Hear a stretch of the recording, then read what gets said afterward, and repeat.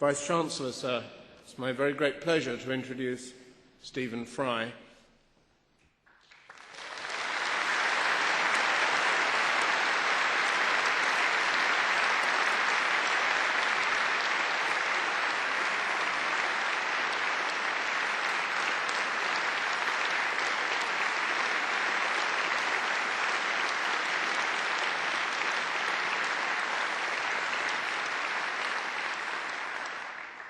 Llwyr awdurdod a roddwyd i mi gan y cyngor derbaniaf chwi, fel cymrawd anrhydedd, Brifysgol Caerdydd.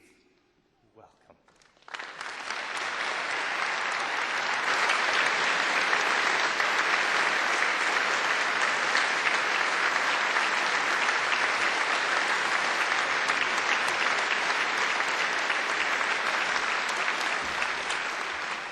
Oh, Vice-Chancellor, new graduates, new doctors, new masters, family, assorted media scum, friends. I really can't tell you what a happy day this is for me. It's extraordinary to be here. I jotted down a few words during the ceremony, which I think explain how I feel. Anodd deud, par mor fawich dwi I gael fy naid yn Gymrawd o brifysgol arbennig hon, ac mae cwlyf arnau, mae daimond erhyn o Gymraeg sydd gennyf. You don't need me, of course, to translate that.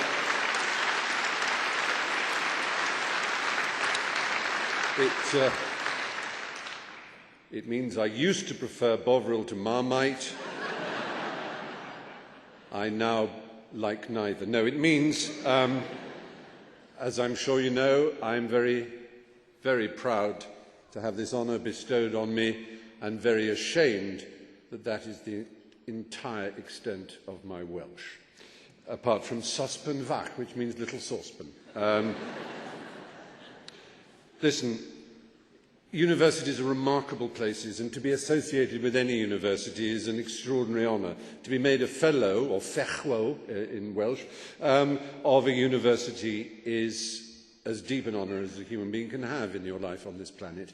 And when that university is Cardiff University, it makes me especially proud. You, though I'm addressing the graduates now, no longer graduands but graduates, you know how proud you are and how proud your families are and what you've done. Some of you may well be the first generation in your family to receive a university degree.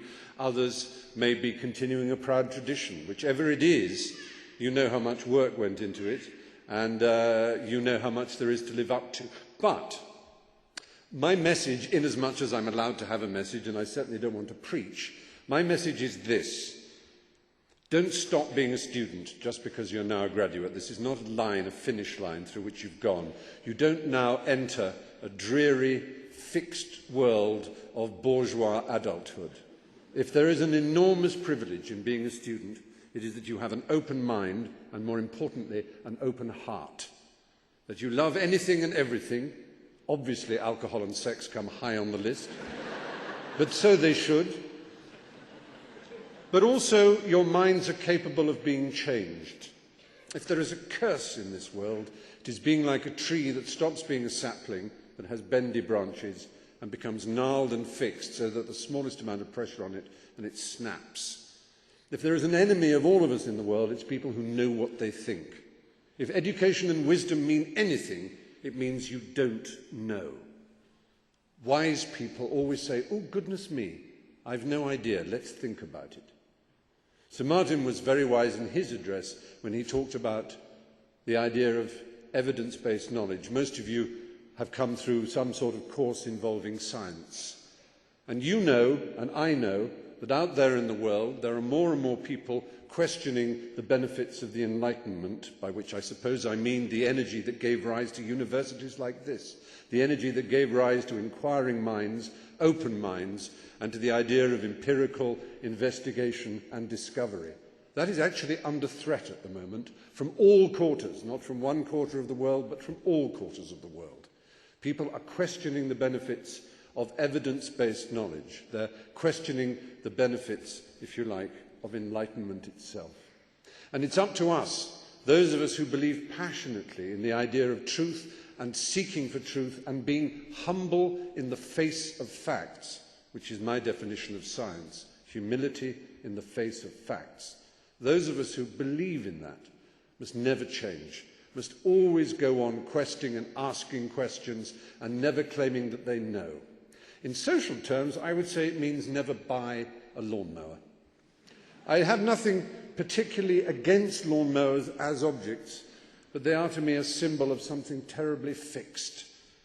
Somehow you've got to the age where now you've got a lawnmower.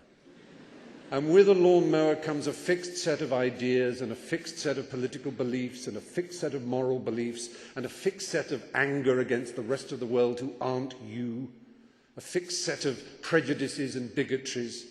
And all those things are turning your back on your studenthood, on the largeness of mind, and on the splendour that a place like this confers upon you today. So that's really my message, is to remain young as much as you can. And by that I mean to remain silly, to remain charming, to remain open, and to remain friendly. The best academic story I ever heard was of a brilliant young man who was introduced into a university as a fellow. And an old professor said to him, "Welcome, your reputation precedes you. We're very excited to have you here. A word of advice, however. Don't try to be clever. We're all clever here. Only try to be kind, a little kind." And that's my advice to you. In your professions, as you go forward helping people, remember that science helps them, but also humanity helps them. So just remember that. Kindness is bigger than education, mercy, virtue, greatness, justice, truth. All the capital letter qualities shrink and shrivel into nothing next to kindness. So go out and be kind. Thank you very much.